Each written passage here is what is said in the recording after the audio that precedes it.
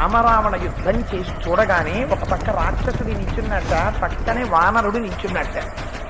ఇద్దరు ఆయుధాలు పట్టుకుని పక్క పక్కనే నించున్నా తామిద్దరం శత్రువులమని మర్చిపోయారట.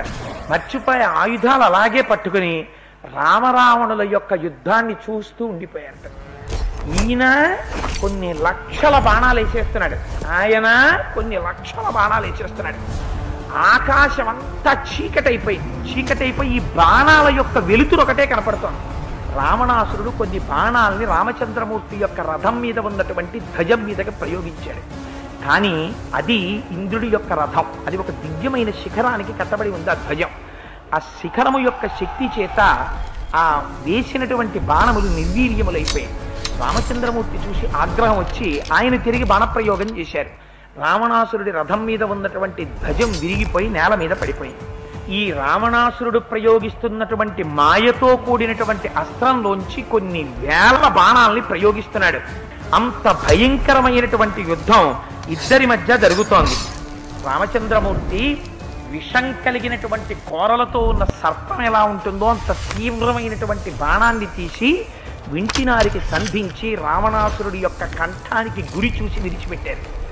బాణం తగలగానే ఒక శిరస్సు తెగిపోయి భూమి మీద పడిపోగానే అది మళ్ళీ వెంటనే కొత్త శిరస్సు అక్కడ మొలకెత్తి ఇంకొక బాణం తీసి కొట్టారు. ఇలా ఎన్నిసార్లు కొట్టారో తెలుసా అండి? 100 మార్లు కొట్టారు.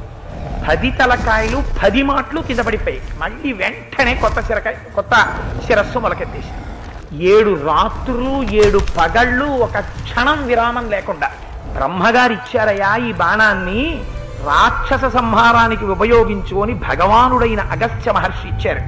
దాన్ని పైకి తీస్తుంటే పుట్టలోంచి ఒక బ్రహ్మాండమైనటువంటి సర్పం బయటికి వస్తుంటే ఎలా ఉంటుందో అలా ఉంది.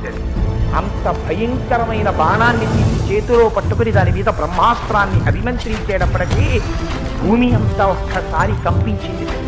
ఆ వింటినారికి సంధించి ఆ బాణాన్ని విడిచిపెట్టగానే ఒక్క క్షణంలో ఆ బాణం భయంకరమైనటువంటి ధ్వనిని చేస్తూ లోకాలన్నింటినీ క్షోభింపచేస్తూ ఇంతకాలం ఏ రావణుడు లోకములనన్నింటినీ పీడించాడో ఆ రావణుడి యొక్క గుండెల్ని బద్దలు చేస్తూ నెత్తురు తాగుతూ రావణాసురుని యొక్క వక్షస్థలంలోంచి దూసుకుని వెళ్ళి చేతిలో ఉన్న ఆయుధాలన్నీ జారవిడి చేశాడు.